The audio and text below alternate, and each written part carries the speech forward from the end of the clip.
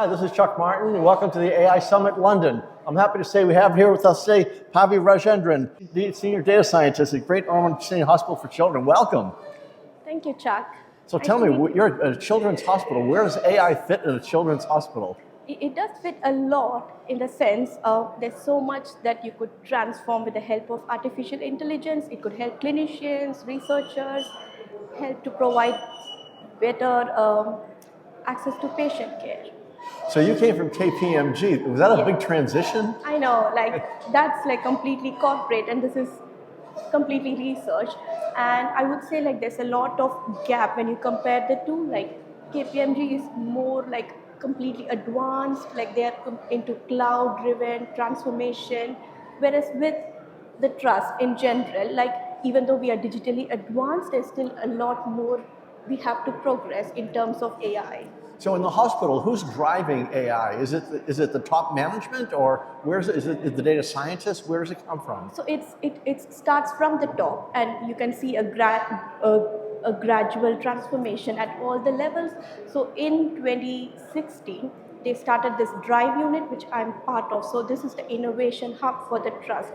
So at that point, Gosh Hospital was, so NHS board, they have this digital benchmark, and it was in one of the lowest benchmark then. And then they kind of transformed all the electronic patient records into a complete digitization, and now we are one of the most advanced.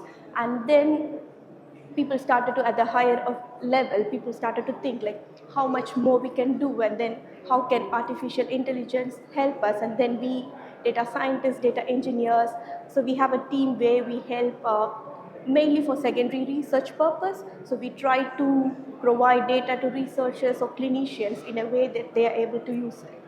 So where does ROI fit in all of this? So what we want to do is we want to have a centralized approach where people within the trust would come to us in terms of any AI technology, or in terms of the data.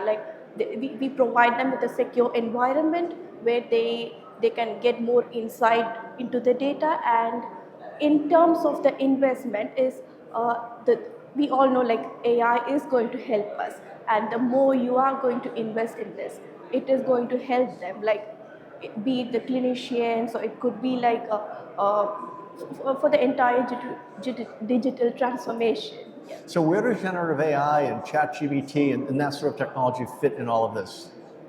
I know there is a hype on that, but I think there's a lot of use cases where generative AI could be used, but with a bit of a caution. So we do engage with a lot of commercial companies, where they kind of bring in ambient technologies, how do you, so when you have a clinician speaking to a patient, can we have an AI tool that can start recording the transcript for them? So this saves a lot of time for the clinician, they can have a better interaction with the patients.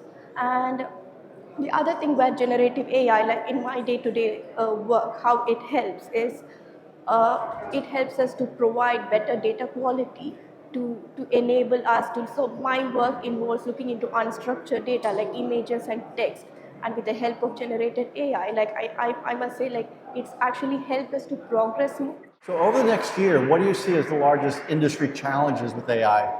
I think one of the main challenges is the security guardrails and governance that we have to set in. So bringing in technologies is much easier, but how do we monitor them? How do we provide more strict governance, cyber security? So these are the kind of things that would be the challenge. So a year from now, we're sitting here having this conversation on AI. What will we be talking about then? In the future, there's more progress within the hospital, and I hope to say that we are bringing in more AI tools that would help with clinical decision making and get more good feedback from the clinicians and maybe patients as well, saying that these are the things that has improved. Well, I look forward to that conversation. This is Chuck at the AI Summit.